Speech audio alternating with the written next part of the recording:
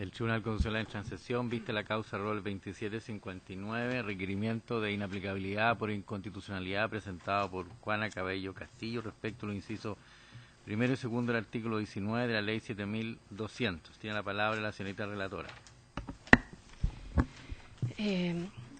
Excelentísimo Tribunal, con fecha 18 de diciembre del año pasado, el abogado Ignacio José Cepiaín Martínez, en representación de doña Juana Ceballos Castillo, ha requerido a esta magistratura la declaración de inaplicabilidad por inconstitucionalidad del artículo 19, incisos primero y segundo de la ley número 7200, lo anterior para que surta efectos en la causa sobre nulidad de derecho público caratulada Peter Sweet Delano con Armada de Chile, causa que se encuentra actualmente ante la Ilustrísima Corte de Apelaciones de Concepción para conocer de los recursos de casación en la forma y de apelación interpuestos por el Consejo de Defensa del Estado en contra de la sentencia de primer grado que acogió la demanda y ordenó la restitución del predio expropiado dentro de 15 días de ejecutoriada la sentencia. Esta causa tiene el rol número 1541 del año 2013. La requiriente estima que la disposición impugnada es decisiva para la resolución del conflicto planteado en la gestión pendiente, generando un resultado inconstitucional al vulnerar flagrantemente la garantía resguardada en el numeral 10 del artículo 10 de la Constitución Política de 1925, vigente al momento de la promulgación de la ley número 7200, y la garantía del derecho de propiedad y de que nadie puede ser privado de ella, sino en virtud de una ley general o especial que califique la necesidad de utilidad pública o interés nacional contemplada en el artículo 24, en el numeral 24, del artículo 19 de la Constitución Política de 1980. La gestión pendiente consiste en la causa por la cual, con fecha 11 de noviembre del año 2005, don Peter Sweet Delano, hoy fallecido, demandó ante el segundo juzgado de Talcahuano la nulidad de derecho público del Decreto Supremo Expropiatorio número 34 de fecha 17 de noviembre del año 1983 del Ministerio de Defensa Nacional, Subsecretaría de Marina, que lo privó del dominio que tenía sobre el predio denominado Los Laureles de 247 hectáreas, inscrito su nombre en el registro de propiedad del conservador de bienes raíces de Talcahuano. La demanda se fundamenta en que en el año 1973 un contingente de la Armada ingresó a su predio y lo expulsó a él junto a su familia, lo que la sentencia da por establecido en la letra C del considerando 28º y en el considerando 32º. La Armada habría mantenido en su poder el predio durante 10 años sin que existiera ninguna norma que sustentara su tenencia, no habiéndose utilizado para los fines para los cuales se expropió, debiendo, en consecuencia, sostiene, darse lugar a la retrocesión. Solicitó la reivindicación del predio, alegando haber sido siempre el dueño, y en subsidio demandó por concepto de lucro cesante la suma de 16.800 millones de pesos, y en subsidio otorgó al tribunal las más amplias facultades para proceder a la restitución, sea en virtud de la nulidad de derecho público, de la nulidad absoluta del acto administrativo, de la inconstitucionalidad del mismo, o el haber actuado meramente o el haberse actuado meramente por un hecho por el órgano militar del Estado. Por sentencia de fecha 5 de agosto del año 2008, complementada por sentencia de fecha 15 de septiembre del año 2014, el tribunal acogió la demanda de nulidad de derecho público del mencionado acto expropiatorio solo en cuanto ordenó la restitución al actor del predio Los Laureles en el plazo, como ya se ha señalado, de 15 días de ejecutoriada la sentencia, dejando sin efecto la inscripción conservatoria practicada a nombre del fisco, declarando vigente la anterior, rechazando la excepción de prescripción extintiva opuesta por el demandado respecto de la acción patrimonial reivindicatoria. En contra de dicha sentencia, la parte demandada opuso recursos de casación en la forma y apelación, los que se encuentran con decreto de autos en relación, y el procedimiento se encuentra suspendido por resolución de la primera sala de fecha 24 de diciembre del año pasado. En cuanto al conflicto de constitucionalidad planteado, en lo tocante a la infracción del artículo 10, numeral 10 de la Constitución Política de 1925, la parte requiriente sostiene que esta disposición consagró el principio de protección del derecho de propiedad como una regla general, reconociendo la garantía al derecho de propiedad y la garantía de que nadie puede ser privado de su propiedad, sino en virtud de una ley general o especial que califique la necesidad de utilidad pública o interés social de la expropiación.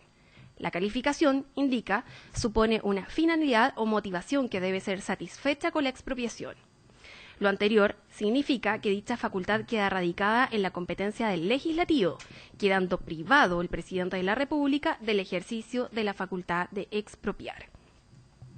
La disposición impugnada, sostiene, no cumple con ser una ley general, sino que simplemente es una delegación de facultades legislativas. Hace presente al efecto que la cuestión respecto de la constitucionalidad de la normativa fue planteada durante la tramitación del proyecto de la ley número 7200, citando al efecto la parte pertinente.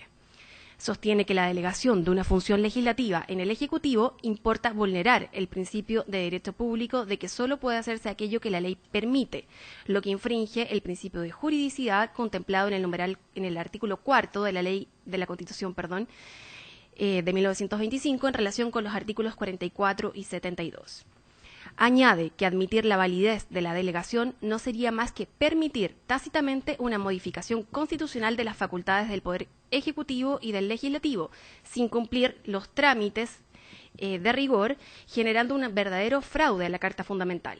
Por lo demás, señala, si se admitiese en materia expropiatoria, podría entonces afirmarse que se podrían delegar otras materias propias de ley, pudiendo llegarse al absurdo que la delegación de funciones sea total, dejando a un Congreso inerte, afectándose de este modo la división funcional entre los distintos poderes del Estado.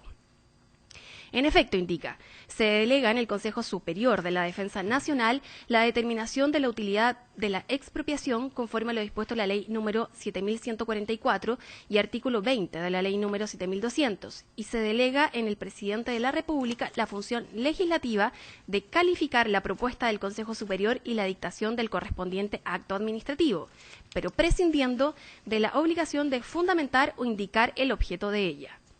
La comparación del artículo 19 de la Ley número 7200 con la norma constitucional le permiten concluir que no se trata de una delegación, porque no se está entregando las mismas facultades del delegante, sino que efectivamente el legislador creó una hipótesis de expropiación nueva, distinta y diferente a la facultad que el constituyente radicó dentro de la competencia legislativa y estableció en el numeral 10 del artículo 10 de la Constitución del 25, y que permite al Ejecutivo quitar a los particulares su derecho de propiedad con plena vulneración de la garantía de que nadie puede ser privado de su propiedad, sino en virtud de una ley general o especial que califique la necesidad de utilidad pública o el interés social.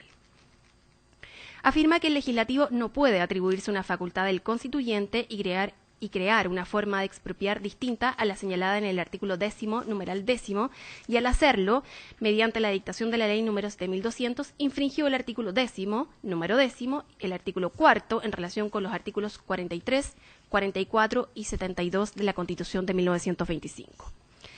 Agrega que el legislador no tiene facultades para promulgar una ley que permita a un órgano administrativo calificar y determinar a su arbitrio si expropia o no y qué bien expropia, ya que la expropiación solo procede por causa de utilidad pública e interés social, quedando radicada la competencia de calificar y evaluar la causa o motivación de la necesidad de expropiar exclusiva y excluyentemente en el legislador, no gozando de esta competencia ni el Presidente de la República ni el Honorable Consejo Superior de la Defensa Nacional. En lo relativo a la infracción a la Constitución de 1980, la parte requiriente sostiene que la norma impugnada infringe lo dispuesto en los artículos 6, 7, 19 numeral 24 y 60 de la Carta Política, razonando en términos similares a la infracción constitucional a la Carta de 1925 antes señalada. Efectúan análisis comparativo entre el artículo 19 de la Ley número 7200 y el numeral 24 del artículo 19 de la Carta Fundamental y afirma que la hipótesis expropiatoria regulada en la disposición impugnada no se encuentra comprendida en la norma constitucional, lo que vulnera flagrantemente la garantía de que nadie puede ser privado de un bien, sino en virtud de una ley general o especial que califique la necesidad de utilidad pública e interés nacional. Agrega que el artículo 19 de la Ley número 7200 otorga facultades al Presidente de la República, que el artículo 32 de la Constitución no la reconoce y que el artículo 60 radica en el Congreso como materias propias de ley. quedando vedado a las autoridades actuar fuera del ámbito de su competencia, so pena de nulidad, de conformidad con los artículos 6 y 7 de la Carta Política, por lo que al dictar el presidente de la República el Decreto Supremo número 34, con fecha 17 de noviembre de 1983, infringió el artículo 32, que regula expresamente sus facultades, siendo su actuación nula y de ningún valor. En cuanto al carácter decisorio de la norma, señala que fue el propio Consejo de Defensa del Estado que en la página 15 de su escrito de apelación planteó que la ley número 7200 facultó al presidente de la República para efectuar una expropiación, por lo que de cuestionarse la eventual pugna que pudiese existir entre esta ley y el texto constitucional vigente, la acción establecida para dirimir este conflicto es la de inaplicabilidad por inconstitucionalidad, pero en ningún caso la de nulidad. Eso sería en cuanto al requerimiento. Mediante resolución de fecha 24 de diciembre del año pasado, se admitió a trámite y se decretó la suspensión del procedimiento de la gestión en que incide. Posteriormente, con fecha 8 de enero, adhirieron al requerimiento las otras dos partes demandantes, que son los hijos del primer matrimonio del demandante original, hoy fallecido, y con fecha 26 de enero se lo declaró admisible.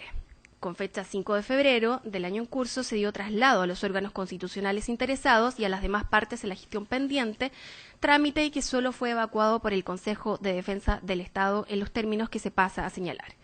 Mediante presentación de fecha 4 de marzo, el Consejo de Defensa del Estado, en representación de la Armada de Chile, formuló observaciones al requerimiento solicitando su rechazo, en virtud de lo siguiente.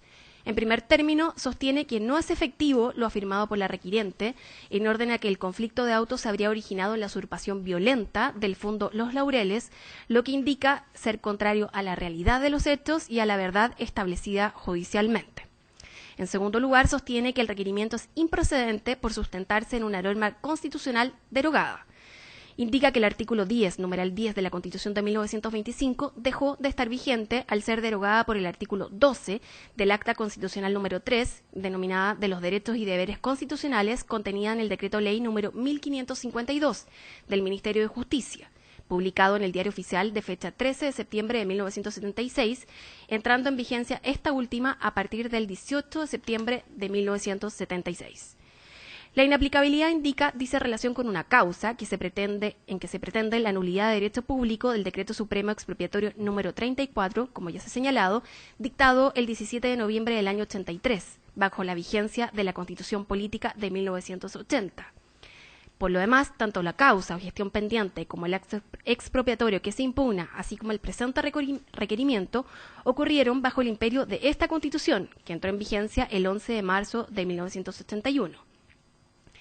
Indica que el hecho de que la norma impugnada haya sido promulgada y publicada en el año 1942 bajo el mandato de la Carta de 1925 no implica ni determina que su pretendida inconstitucionalidad deba ser analizada y resuelta conforme a sus disposiciones, si a la época ya no están vigentes y han sido sustituidas como ocurre en la especie. En consecuencia, sostiene que el presente requerimiento solo puede ser analizado y resuelto en relación con las normas contenidas en la Constitución Política de 1980. Agrega que, en todo caso, nunca, bajo la vigencia de la Carta de 1925, se puso en duda la constitucionalidad del precepto impugnado, no advirtiendo ninguna inconsecuencia con dicha Carta fundamental, puesto que difícilmente podría sostenerse que la defensa nacional no constituya una razón de utilidad pública. En tercer lugar, sostiene que la norma impugnada no es contraria a lo dispuesto en el numeral 24 del artículo 19 de la Constitución Política de 1980. Señala que el requerimiento discurre sobre una base equivocada, que es creer que el mandato constitucional exige que el Poder Legislativo dicte una ley expropiatoria general o especial en cada caso específico en que la satisfacción de las necesidades públicas requiera de la expropiación de uno o más bienes determinados. Según este predicamento, el presidente de la República nunca podría expropiar, ya que solo podría hacerlo el Poder Legislativo, en circunstancias que el mandato contenido en la norma impugnada es claro, al facultar a este último para autorizar la expropiación y no para llevarla a cabo, cumplirla o ejecutarla, función enteramente distinta y que compete a otros órganos del Estado como son los servicios centralizados y descentralizados de la Administración del Estado y las municipalidades, las que lo deben realizar ciñéndose a un procedimiento administrativo específico. Agrega que la parte requiriente confunde al órgano que debe otorgar la autorización con aquel otro que, en ejercicio de ella, puede y debe ejecutar la expropiación a través del procedimiento administrativo especialmente dispuesto para tales efectos. Sostiene que el precepto impugnado guarda perfecta coherencia y armonía con la disposición constitucional, ya que se limita a autorizar al presidente de la República para llevar a cabo las expropiaciones. Se trata de una ley general, ya que autoriza al presidente de la República a expropiar bienes de manera genérica y autoriza la expropiación fundada en una causa de utilidad pública o de interés nacional, como lo es la defensa nacional, con lo que se satisface el mandato constitucional. Por otro lado, agrega que el procedimiento se llevó a cabo con estricta sujeción al procedimiento de expropiación contenido en el Decreto Ley número 2186, Ley Orgánica del Procedimiento de Expropiaciones. En quinto lugar, sostiene que el requerimiento atenta contra el acto propio del causante de la requiriente, de quien ésta deriva sus derechos. Al respecto, señala que es importante destacar que en el contexto del procedimiento de expropiación del Fondo Los Laureles, el causante y demandante en la gestión pendiente concurrió voluntariamente a suscribir 2 escrituras públicas que desmienten y contradicen lo sostenido por él en la demanda. En la primera escritura declaró allanarse al acto expropiatorio, transferir el dominio absoluto y perpetuo del predio, hacer entrega material del mismo en ese acto y su conformidad con el precio o pago de la indemnización. En la segunda, declaró haber recibido la suma de dinero acordada a entera satisfacción, no tener reclamo alguno que formular por ningún concepto, renunciar a cualquier acción o derecho respecto de la gestión expropiatoria y del pago de la expropiación misma.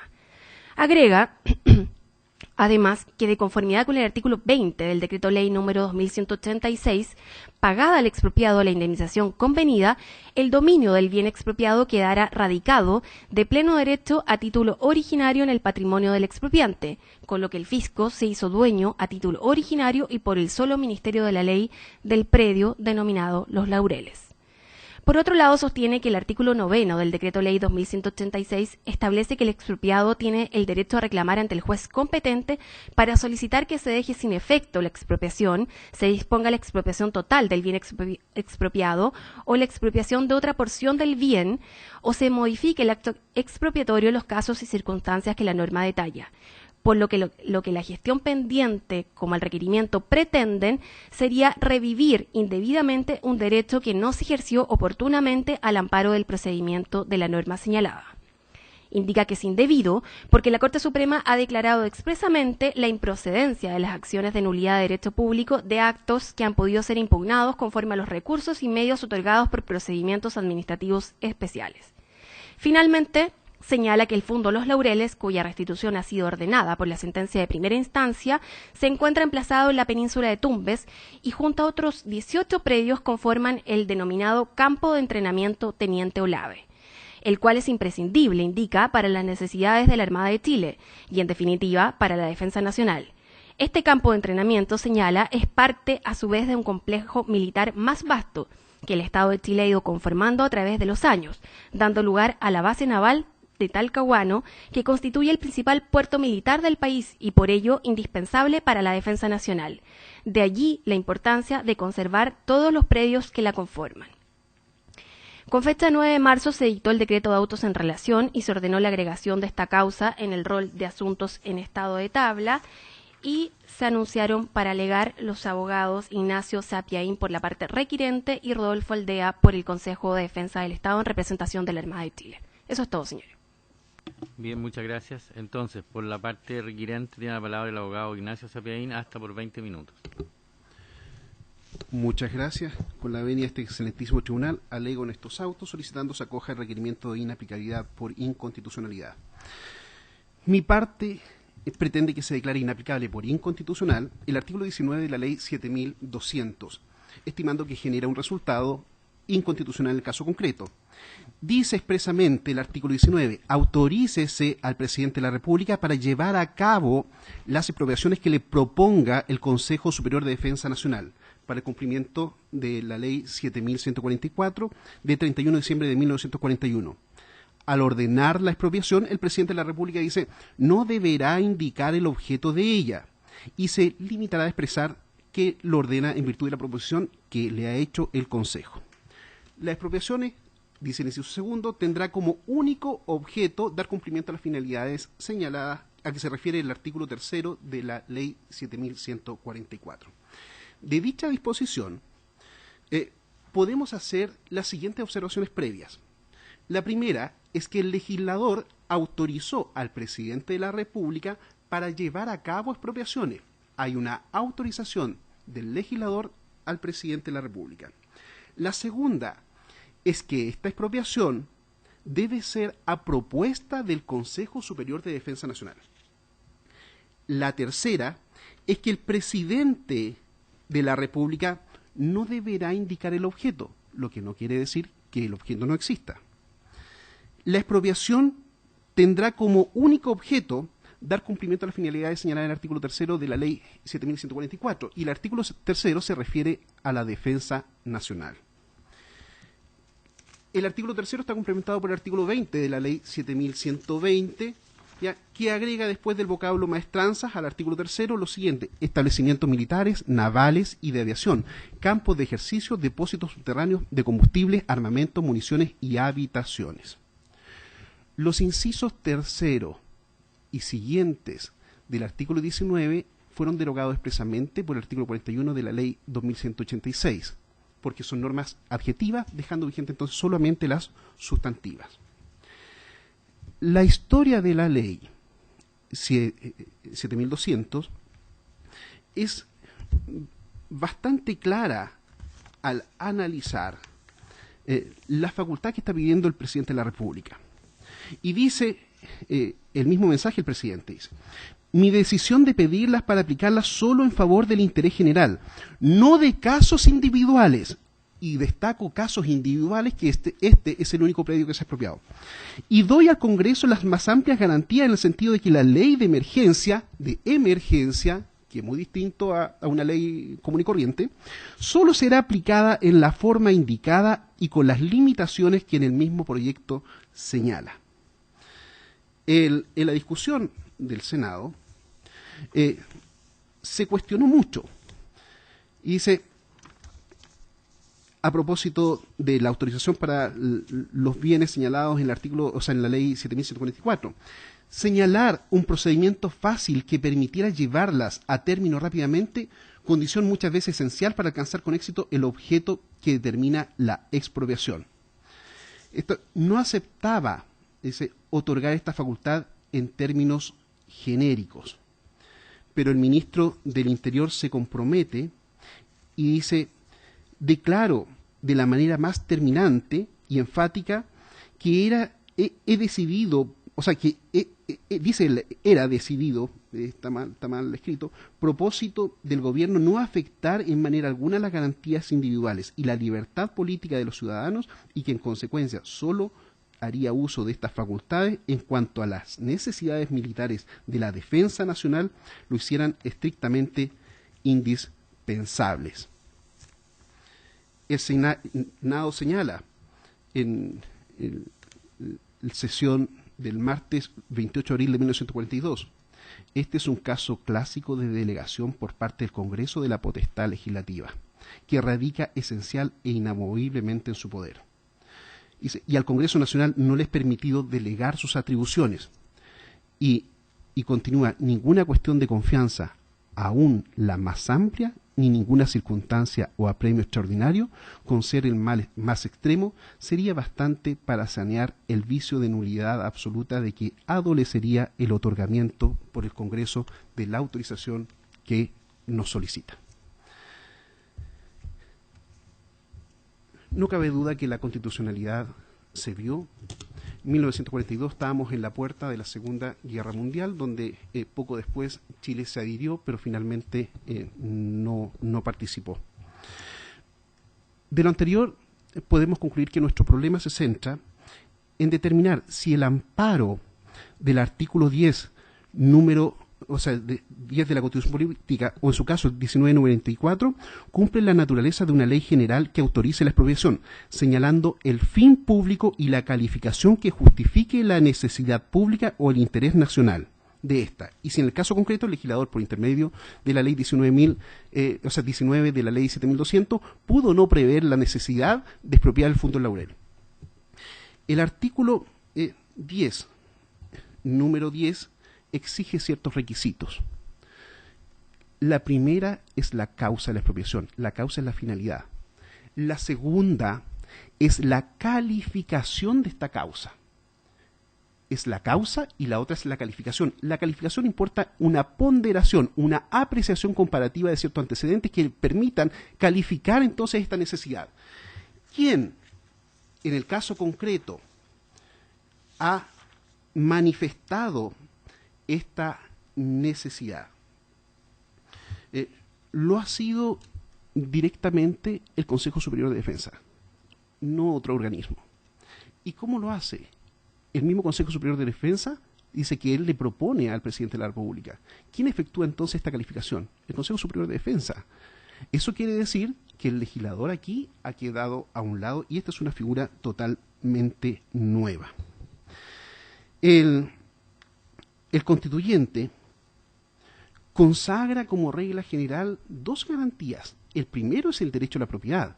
La segunda garantía es no ser privado, sino en virtud de una ley general o especial que autorice la expropiación por causa de utilidad pública o interés social, decía la Constitución del 25, interés nacional, dice la Constitución actual.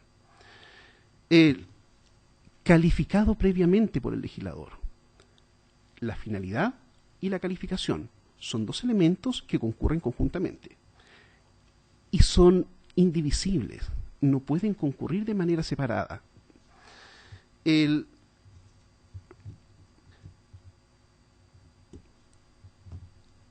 se dicte una ley general autorizando una expropiación que prive a una persona de su propiedad, a nuestro parecer la ley no puede ser tan general que importe una delegación de facultades o crear una figura totalmente nueva. Debe tener al menos acotado el tiempo y el espacio para generar de alguna manera seguridad jurídica a los gobernados. El constituyente pretende conservar estas garantías. La ley general entonces deberá contener ciertos elementos o requisitos ya que me permitan determinar los bienes objeto de la expropiación. Debe señalarlos expresamente. ¿Para qué? Para que el órgano encargado de ejecutar pueda materializar el acto expropiatorio. El Consejo de Defensa del Estado señala que dice, bueno, pareciera que es absurdo lo que plantea porque si no el presidente de la República nunca podría expropiar. Y yo creo que simplemente tenemos un problema de precisión. Yo no digo que el presidente de la República no pueda dictar actos expropiatorios. Yo lo que digo es que el presidente de la República no tiene la facultad legal para expropiar, que es muy distinto. El artículo 6 de la ley 2186 se refiere a actos expropiatorios, que es el que cita. Distinto es la ley expropiatoria. Lo cuestionado acá en este tribunal es la ley expropiatoria, no el acto expropiatorio, que es muy distinto. Por consiguiente, incluso ese derecho que él pretende argumentar que nosotros estamos reviviendo, que es el de reclamar del acto expropiatorio, en realidad no es tal, porque estamos reclamando sobre la base que origina la supuesta expropiación, que es la ley misma. El legislador debe expresar necesariamente una finalidad satisfecha y debe calificar. Este análisis comparativo nos permite dar certeza, un equilibrio y seguridad al afectado. Él adquiere confianza en el poder del Estado que efectivamente obedece esta expropiación a una necesidad determinada. En el caso concreto, ¿cuál es la necesidad? La necesidad nos enrostra y dice, bueno, la necesidad está. Dice, la finalidad, la causa de la expropiación está en el caso concreto. ¿Cuál es? La defensa nacional. Y nos dice, nos hace una serie de relación histórica sobre la península de Tumbes. Yo creo que todos conocen a nivel nacional lo que ocurrió en la península de Tumbes años atrás. No cabe duda que era una zona absolutamente militarizada después del 73. ¿Ya? Y que los sunitas incluso hacían ejercicios en ese lugar. O sea, era de público conocimiento, era un hecho público y notorio, no había acceso. La gente que quedó en su interior está absolutamente presa y también hubo, lamentablemente, campos de tortura en ese sector. Pero habla de la defensa nacional y nos remite entonces al artículo 3 de la ley 7.144. Y el artículo 3 emplea la expresión defensa nacional con mayúscula. Defensa nacional. Eso nos lleva a una cierta ambigüedad. Dice, ¿es defensa nacional entendido como la defensa propiamente tal del interés nacional o es defensa nacional como institución?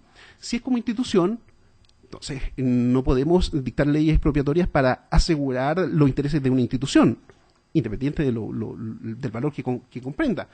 Distinto es la defensa nacional entendido como interés público, pero todas las adquisiciones que aparecen ahí van en relación a la parte institucional y así es el contexto de la norma. Señala que es necesario extender la base naval, el proyecto de la base naval en toda la península de Tumbes. Por consiguiente, nosotros hoy hemos acompañado un plano donde aparece en el sector azulado la base naval propiamente tal, que colinda con el puerto de Talcahuano, que o sea, digamos, es un sector semejante al puerto de Valparaíso, con bastante más modestia, obviamente. Pero todo el perímetro me lleva al puerto de San Vicente. El puerto de San Vicente colindaba con el Fundo Fuerte O'Higgins, que era de la Armada, adquirido de antaño, y acompañamos la copia de la inscripción. Ese predio hoy día fue vendido, ¿ya? Y estamos hablando de más de 4.000 millones de pesos, 2 hectáreas. La verdad que si efectivamente hablamos de defensa nacional, ¿por qué entonces la Armada se desprende de los predios? Es extraño. ¿Por qué la Armada no expropió el predio Alfaro, que es de un miembro de la Armada, que queda muy cercano a la base naval propiamente tal, por el sector poniente de la base naval, que es mucho más estratégico porque tiene más cercanía? Porque si quiere adquirir todo, no expropió la población Las Canchas? La población Las Canchas hoy día ya tenemos un tránsito abierto, llegamos hasta la caleta Tumbes. ¿Por qué, si quiere, por razones estratégicas, mantener la península de Tumbes hoy día y la defiende argumentativamente su escrito, entregó hoy, apareció en la prensa, y también es un hecho público notorio, una serie de casas instaladas con posterioridad al terremoto? No condice entonces la expropiación con la venta después de las adquisiciones. No condice esta arbitrariedad de tomar algunos predios y otros dejarlos ya para que puedan ser ocupados por algunos particulares con cercanía a la Armada. La proposición hoy en día, ¿quién la hizo en el caso concreto? La hizo la base, digamos, la Armada. Se citaron en el requerimiento una serie de documentos que lo hemos acompañado el día de hoy y que también hace alusión la parte contraria. Ordinario 4771/6. Dice, de fecha 24 de marzo de 1983, comandante en jefe de la segunda zona naval, se dirige al director general del servicio de la Armada. ¿Y qué es lo que señala?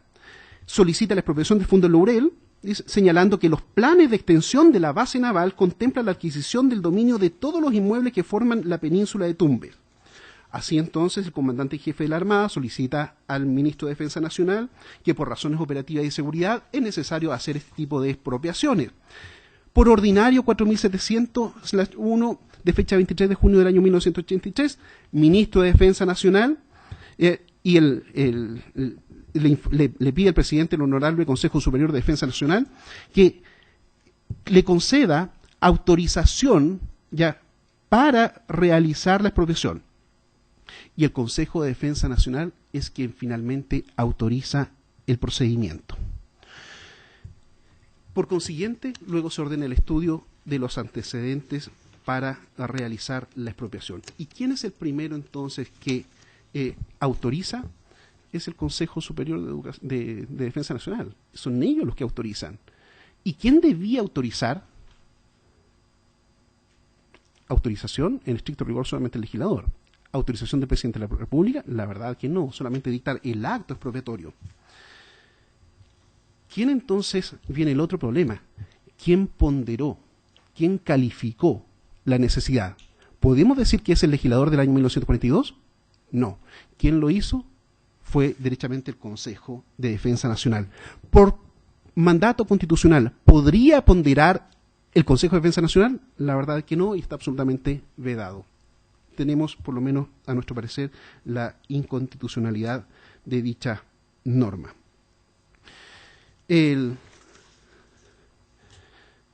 Se nos ha enrostrado que un punto que serían actos en los que habría participado el causante, primitivo demandante. No los ha acompañado el Consejo en este requerimiento, sin embargo nosotros los hemos agregado. Entre ellos está el primero, cuando le notifican al señor Peter Sweet Delano de la expropiación. ¿Y dónde se le notifica? En una comisaría. En una comisaría. ¿Y quién después participa en todos los otros actos y en la suscripción de la escritura? El hermano del mayor que lo notificó en la comisaría. O sea, nos intenta, en la forma que están redactadas la escritura, nos intentan decir que habría operado incluso un segundo modo de adquirir, que sería una compraventa común y corriente. La verdad es que nosotros discrepamos absolutamente de esa postura. ¿Por qué? Porque un bien que es adquirido por un modo determinado, que es la ley, no puede nuevamente ser adquirido por otro distinto. La expropiación, el modo de adquirir es la ley. La ley es título y modo, de carácter originario. La otra forma es derivativa y supone tradición. Pero derivativa. La inscripción en materia de adquisición por causa de expropiación no es tradición. En ningún caso. No constituye el modo. Porque la tradición es derivativa esencialmente. Así lo señala y analiza perfectamente don Daniel Peñailillo. Pero por último, debemos acotar que esas interpretaciones o intentar llevar a un tribunal donde se pretende examinar la legalidad, o sea, la constitucionalidad de una norma, no tiene nada que ver con instrumentos que deben ser efectivamente valorados por el juez hoy día de segunda instancia. Es una cuestión de fondo propiamente tal y no de constitucionalidad. Se nos ha enrostrado que pretendemos revivir un plazo fenecido, que es el de reclamación. No, señor. No estamos hablando de impugnar el acto expropiatorio. Estamos hablando de impugnar la ley que supuestamente lo autoriza. Es eso, no es más, no es el acto. Nosotros establecemos bien la diferencia. O sea, una cosa es la ley general o especial y otra cosa es la materialización de la expropiación, que eso es a través del acto expropiatorio, donde se afina la puntería. Pero se afina la puntería, pero no quiere decir que pueda disparar a mansalva, en ningún caso. Por lo mismo, a nuestro parecer tenemos alcance distinto a lo que se debe interpretar del artículo 6 de la ley, del decreto ley 2186. En términos muy generales, existen por lo menos dos puntos que discrepamos con el Consejo. La primera, efectivamente, es que la ley es tan general que plantea una situación distinta de expropiación. Y el segundo es que la ley, el artículo 19 de la ley 7200, en ningún caso ha permitido o permite transmitir a la ciudadanía con certeza y con seguridad de que la necesidad pública ha sido perfectamente evaluada, ponderada, calificada, y que la expropiación no se debe a un acto arbitrario, antojadizo y carente de racionalidad por parte del ejecutor. Por consiguiente, solicitamos a este tribunal acoger el requerimiento. Muy bien, muchas gracias. Por el Consejo de Defensa del Estado alega el abogado Rodolfo Aldea por 25 minutos. Tiene la palabra. Gracias, señor presidente. Con la venia de este excelentísimo tribunal, yo alego solicitando que sea desestimado en forma absoluta este requerimiento de inconstitucionalidad. En primer lugar, me referiré al fundamento fáctico que se menciona en el requerimiento y que acá también el distinguido colega ha hecho mención. Se sostiene como fundamento de hecho de este requerimiento que la Armada de Chile, el año 74, habría usurpado violentamente este predio, el Fundo El Laurel. Eso se afirma en la gestión pendiente, también. Se afirma allí, para sustentar la nulidad de derecho público, que habría producido una usurpación violenta. Esos hechos, excelentísimo tribunal, constituyen una versión que no está acreditada por una sentencia ejecutoriada ni en la gestión pendiente ni en ninguna otra causa. Nos parece que esa versión no puede ser tenida en cuenta para sustentar y fundamentar este requerimiento de inconstitucionalidad. Aquí se hace un análisis jurídico, constitucional, no se analizan los hechos, pero debo hacer referencia a esto añadiendo el siguiente antecedente. Esa demanda fue acogida por el Tribunal de Primera Instancia, el Tribunal de Talcahuano, y esa sentencia ha sido recurrida por el Consejo de Defensa del Estado por un recurso de casación en la forma y una apelación. Entre otros argumentos, excelentísimo tribunal, se recurrió en contra de esa decisión porque el juez le dio valor de plena prueba a testigos de oídas del demandante, que declararon sobre la base de lo que escucharon al propio demandante, señor Suet. Testigos que además no están contestes. Mientras uno sostiene la versión del demandante de la usurpación violenta, el otro testigo presentado por él mismo dice que perdió el inmueble por una expropiación en base a una ley que autorizaba este hecho a la Armada de Chile. Como sabemos, los testigos de oída solo pueden tener el valor de una base de una presunción judicial, presunción que además, para constituir plena prueba, deben ser múltiples. Pero además, le dio el juez valor a estas pruebas testimoniales de oídas, no contestes, contra lo declarado por el demandante en dos escrituras públicas. Eso está prohibido por el Código Civil.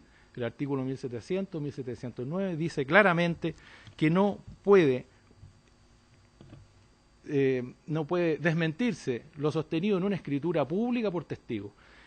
Estas son las razones por las cuales, entre otras, ha sido impugnada esa decisión del juez de primera instancia. Por lo tanto, estos hechos que se han planteado no deben ser considerados como establecidos.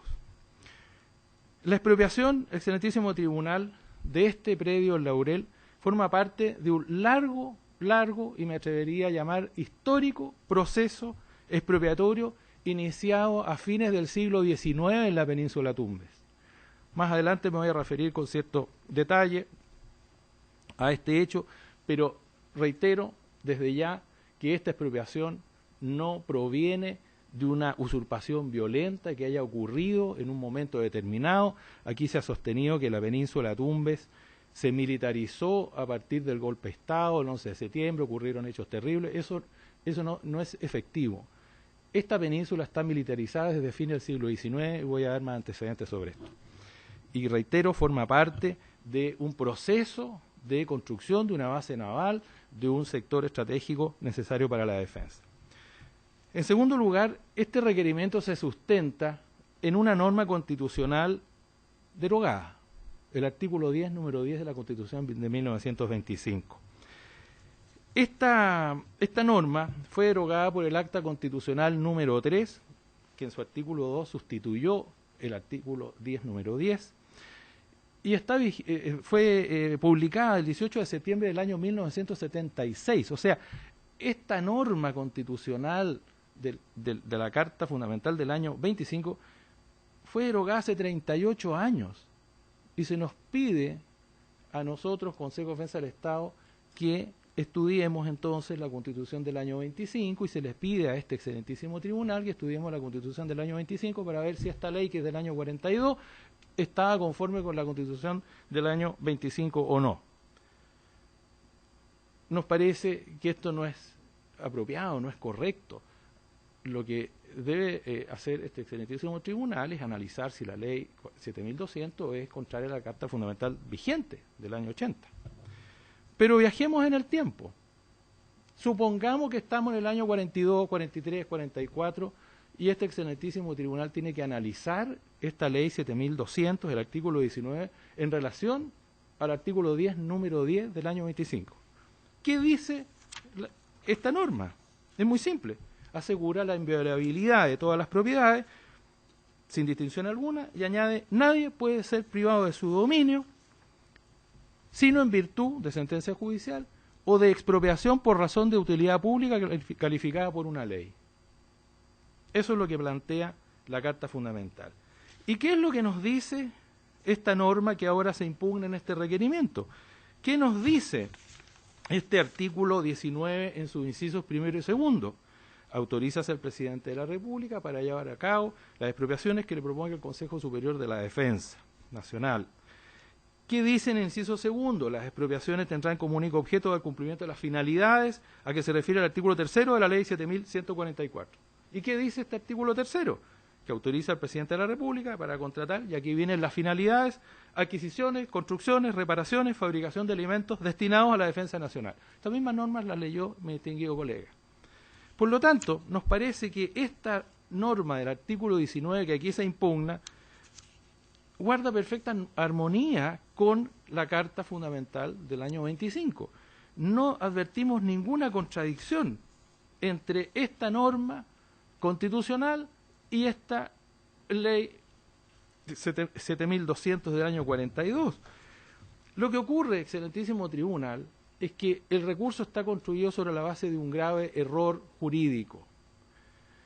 El error jurídico que comete el requerimiento es pensar que la única autoridad facultada para expropiar es el Poder Legislativo y que las expropiaciones tienen que hacerse todas por ley. Eso no es así, y no es así ni bajo esta Constitución, ni fue así bajo la Constitución del año 25. Pido al señor presidente autorización para leer un párrafo de 5 líneas. Está contenido en el acta de la sesión número 36 de 30 de abril del año 74 de la Comisión Redactora de la Constitución Política de 1980, que se consigna en esta acta. Hay que aceptar que la expropiación puede ser establecida por ley especial respecto de un bien determinado o por ley general respecto de un grupo de bienes. Y añade, evidentemente, por ejemplo, en cuanto a la expropiación por el Ministerio de Obras Públicas para la realización de obras públicas en general, la ley que lo autoriza conoce objeto de carácter general. Y añade, porque no se puede pretender que cada vez que haya necesidad de efectuar una expropiación, aquel solicite la dictación de una ley especial. Ello imposibilitaría el progreso social. Por ello, agrega, se mantiene la frase ley general o especial que autorice la expropiación. Lo que tiene que hacer la ley es autorizar la expropiación, no expropiar. ¿Y a quién autoriza la expropiación? El presidente de la República. Por lo tanto, aún considerando vigente la Carta del año 25, nos encontramos con que esta disposición del artículo 19 de la Ley 7.200 del año 42 en ninguna parte de su texto aparece como contraria a esta disposición general. Esta ley cumple, satisface plenamente con el requisito que le exige ese artículo 10, número 10, de que sea una ley y que la utilidad pública esté calificada por esa ley. La utilidad pública debe estar calificada por la ley. Y ese artículo se remite al artículo tercero de la Ley 7.144, que claramente, como he leído, se refiere a las necesidades de la defensa nacional. Entonces no hay contradicción. Volvamos al siglo XXI. Tampoco este artículo 19 de la Ley 7.200 es contrario al artículo 19, número 24. Nadie puede ser privado de su propiedad, reitera esta norma actualmente vigente, sino en virtud de una ley general o especial que autorice la expropiación por causa de utilidad pública o de interés nacional calificada por el legislador. Es clarísima esta disposición en que el requisito de la ley general o especial es que autorice, no que expropie. En el requerimiento se razona sobre la base de que el Poder Legislativo tiene que reunirse, cumplir todos los trámites de una ley que ordena la expropiación. Entonces, según ese razonamiento, Cada vez que el ministro de Obras Públicas quiera construir un puente, tiene que mandarle un oficio al presidente de la República, el presidente de la República tiene que mandar una iniciativa, un proyecto de ley pidiéndole al Congreso que debata, pase por la Cámara de Diputados, el Senado, trámites establecidos en el procedimiento de producción de las leyes de la Constitución, para expropiar una parcela, un fondo, una casa, un inmueble, para poder construir un puente. Cada vez. Eso es un grave error de comprensión de esta disposición constitucional que, reitero, es completamente equivocado. Basta para la Constitución que la ley autorice por causa de utilidad pública y que esa ley califique esa utilidad de manera clara. Como hemos señalado, eso está satisfecho en esta disposición. Esta acta, cuyo párrafo acabo de leer, es muy clarificadora al respecto. Es decir, se tiene absoluta conciencia, ¿no es cierto?, de que se detiene el desarrollo y la marcha del Estado si vamos a utilizar este procedimiento que se describe en el requerimiento y que ha ratificado aquí en su alegato mi distinguido colega. No puede expropiarse por un mero decreto del gobierno, pero tampoco es necesario que le pida al Congreso cada vez una ley general o especial, o sea, para expropiar un grupo de bienes o un bien particular.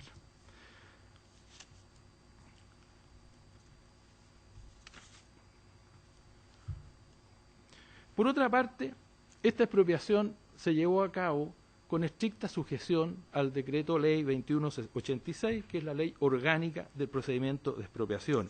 Está vigente desde que se publicó el 9 de junio de 1978. Nótese que esta ley es incluso anterior a la entrada en vigencia de la Constitución actual. En su artículo primero dice que toda expropiación por causa de utilidad pública o de interés nacional, cualquiera que sea la ley que la autorice o la institución que la decreta, se sujetará al procedimiento establecido en el presente texto. Hace alusión a cualquiera que sea la ley que la autorice, en perfecta armonía con la exigencia constitucional.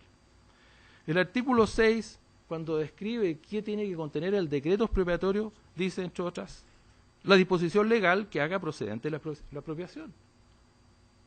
Es decir, el legislador ya el año 76 ya tenía claro y razonaba en el sentido que nosotros hemos planteado.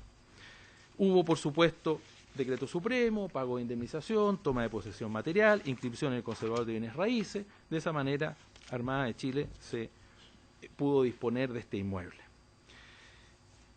Debo añadir también que este requerimiento atenta contra el acto propio del causante, de la requirente, de quien ella derivaría sus pretendidos derechos. El señor Suet fue 2 veces a la notaría. En primer lugar, el 12 de enero del año 84, firmó una escritura en la cual se allana y acepta la expropiación. Y no solo eso, acepta el monto de la indemnización. No solo eso, dice que transfiere en dominio absoluto y perpetuo a favor de la Armada de Chile el inmueble de su propiedad. Y además dice que hace entrega material del inmueble. Eso está firmado por él el 12 de enero del año 84. 14 días después vuelve a ir a la notaría del señor Suet, 26 de enero del 84. ¿Y qué declara en esta escritura? Que recibe el cheque, que declara pagada la indemnización, o sea, cancela la deuda, otorga finiquito y renuncia a las acciones. Renuncia a las acciones. Por lo tanto, aquí hay 2 manifestaciones de voluntad claras, contenidas en esas escrituras, en que se allana, transfiere el dominio, todo esto en cumplimiento del decreto ley 2186, ley de procedimiento de expropiaciones.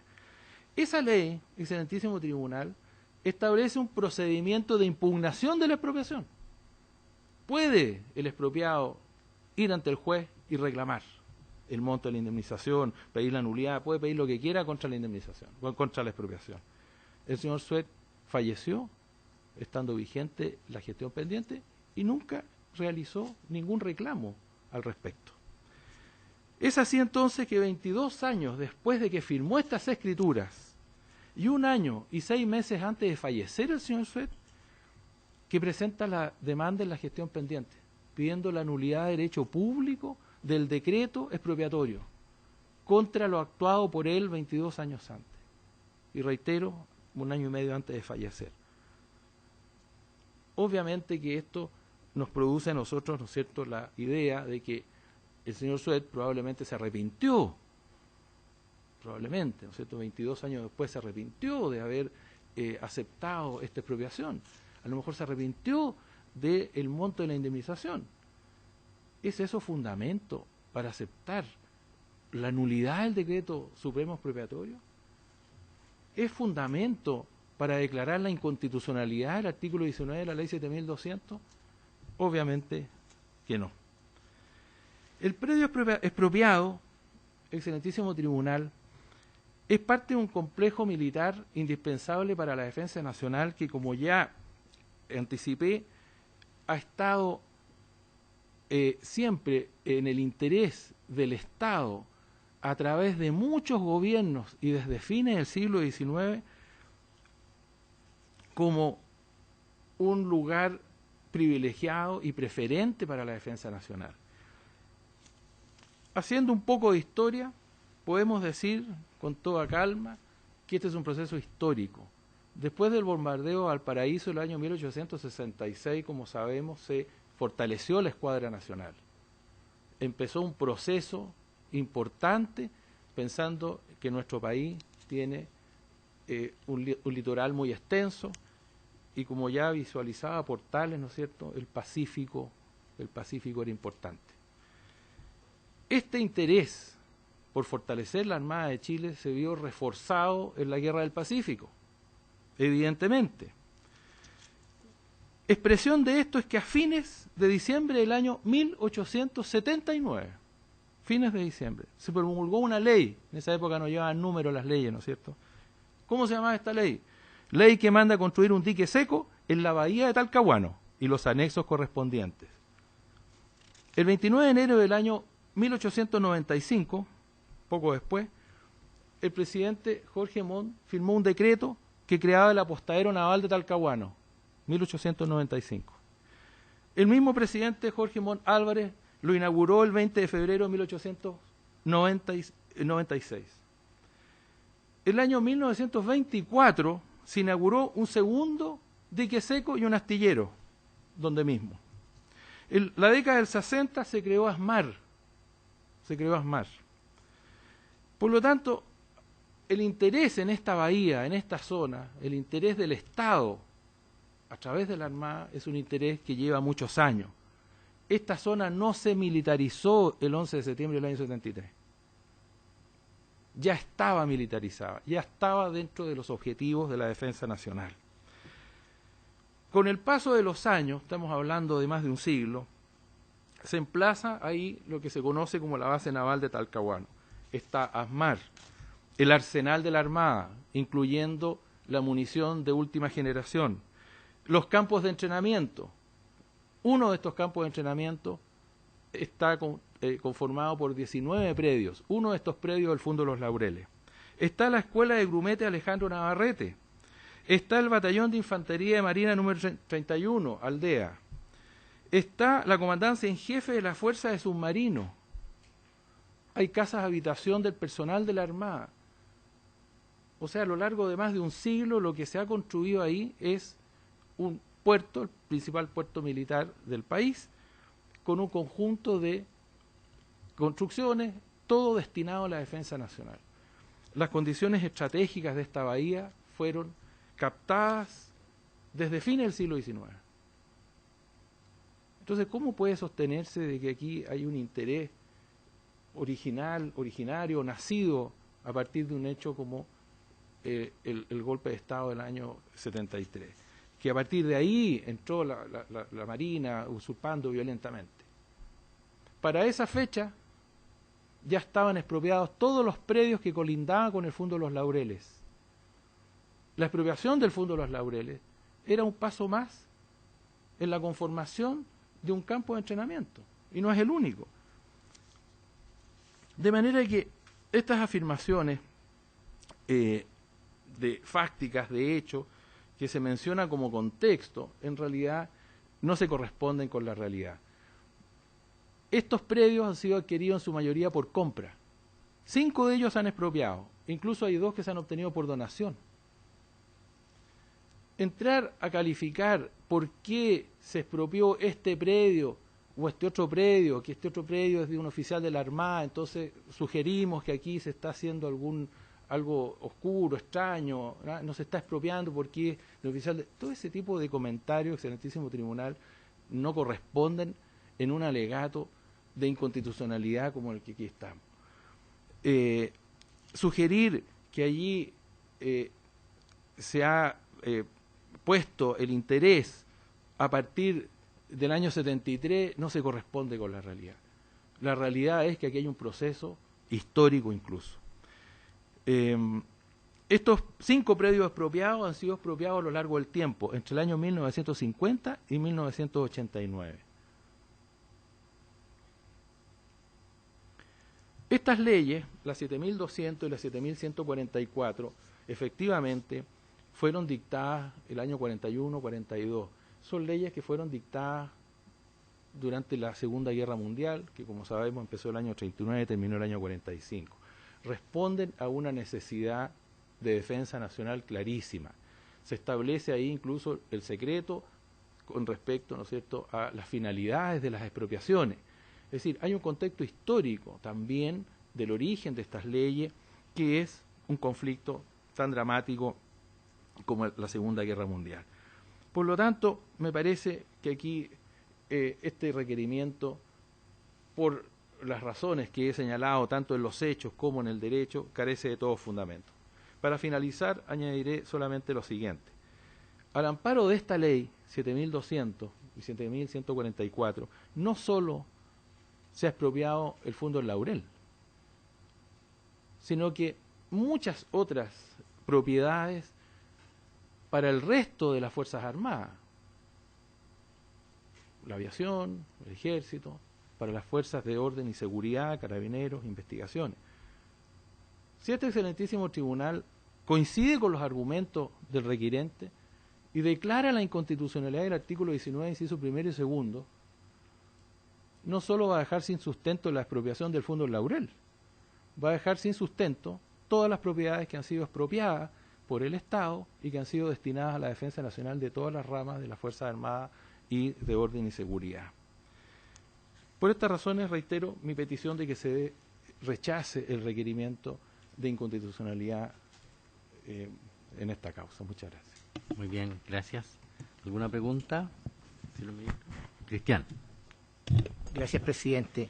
Preguntarle al abogado, al requirente, cómo se puede armonizar en los vistos del decreto expropiatorio, que en sus vistos señala y hace mención tanto al artículo 19, número de la ley 7.200, y menciona también el artículo 19, número 24 de la actual Constitución. Eso para el requirente. Y para el abogado del Consejo de Defensa del Estado, si él considera que al 17 de noviembre del año 83, que es la fecha del decreto del acto expropiatorio, estaban vigentes las causales por las cuales el legislador dictó esta ley 7.200. Eso es, presidente. La palabra del abogado requirente. Muchas gracias, señoría excelentísima. Efectivamente, el decreto contempla ambas disposiciones, el artículo 19 de la ley 7.200, como también el artículo 19, número 24 de la Constitución Política de 1980.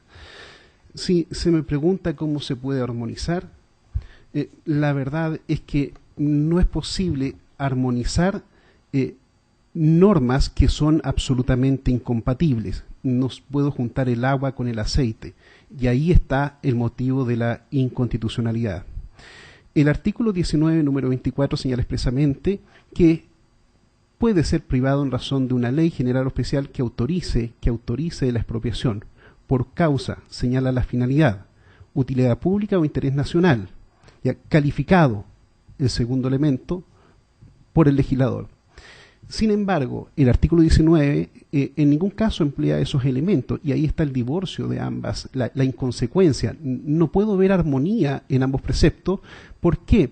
Porque en el 19 la calificación o la ponderación de los antecedentes está realizada, en el caso concreto, por el Consejo de Defensa Nacional y posteriormente por el mismo presidente de la República al momento de dictar el acto expropiatorio, que es muy distinto. Y digámoslo de una manera, porque nosotros seguimos con esa disociación con el abogado de la contraria, que una cosa es la ley que autoriza la expropiación y otra cosa es el acto expropiatorio, y el acto expropiatorio es el que dicta el presidente de la República. El presidente no tiene facultades para expropiar propiamente tal por sí propio, por mutuo propio y por facultades propias, sino solamente en razón de la ley. Por lo mismo no puedo ver armonía, sino simplemente disociación de ciertos elementos. Bien, gracias. Tiene la palabra el abogado del Consejo. Gracias, señor presidente. Respondiendo a la pregunta del excelentísimo señor ministro, la defensa nacional es un interés permanente del Estado, ¿verdad? Las instituciones que la conforman son instituciones permanentes, o sea, siempre hay un interés en la defensa nacional.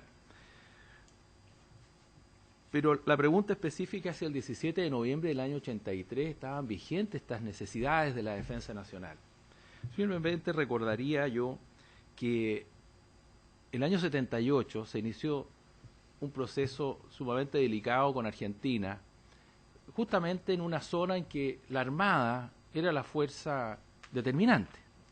La aspiración argentina de tomar 3 islas, ¿no es cierto?, en el sur, evidentemente colocaba a la Armada como la fuerza de defensa nacional que debía llevar el peso de esa defensa. Este proceso se inició, como recordaremos, el año 1978. La Junta Militar Argentina modificó su objetivo, o mejor dicho, suspendió este objetivo militar estratégico para dedicarse a tratar de capturar otra isla, la Falkland, y que ellos llaman Malvinas. Esa guerra fue en abril del año 82, excelentísimo tribunal. El Tratado de Paz y Amistad con la República Argentina se firmó en el año 84, recién.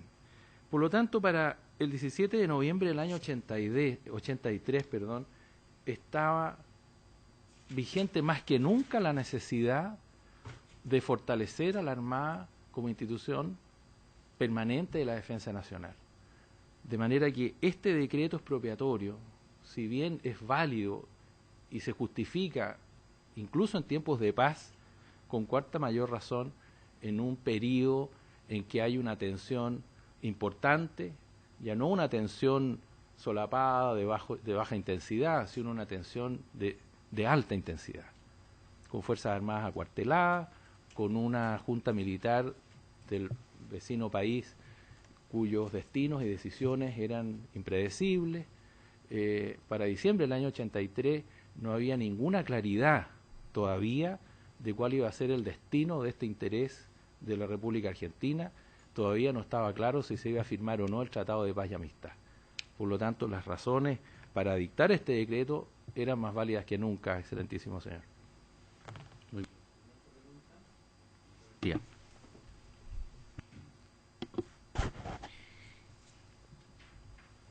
Los hechos no se debaten ante el Tribunal Constitucional y no es mi objeto debatir hechos ni que ustedes se refieran a los mismos. Sin embargo, la Constitución del vigente, en el artículo 19, número 24, establece como un estándar constitucional algo que tiene complejidad en esta causa, que es el dilema sobre la toma de posesión material del bien expropiado previo pago del total de la indemnización.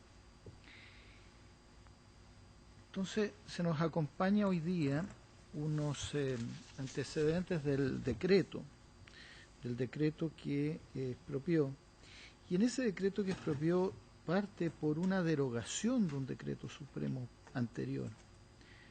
Decreto supremo que desconocemos, salvo el hecho de que dice que no fue tomado razón por la Contraloría General de la República. Entonces, el punto es que en la determinación del juez de Talcahuano que acoge la nulidad de derecho público, hay una configuración de la toma de posesión material hecha con mucha antelación a los elementos efectivos. Este mismo antecedente jurídico refiere a una derogación de un decreto que pareciera indicar los títulos con los cuales se reconocían esa condición previa. Entonces yo quisiera preguntarle a ambos cómo satisface en el caso concreto la toma de posesión material está el tercer elemento relativo a las escrituras, a una escritura del dueño que determina de que efectivamente él recibe previo pago y a partir de ese momento hay una toma de posesión material, o sea, retrotrae la toma de posesión material del predio a 1983. Entonces, con esos elementos yo lo que quisiera saber es cómo satisface el estándar constitucional del artículo 19, número 24, relativo a la toma de posesión material del bien con antelación al pago para ambos participantes. Abogado del requirente. Muchas gracias.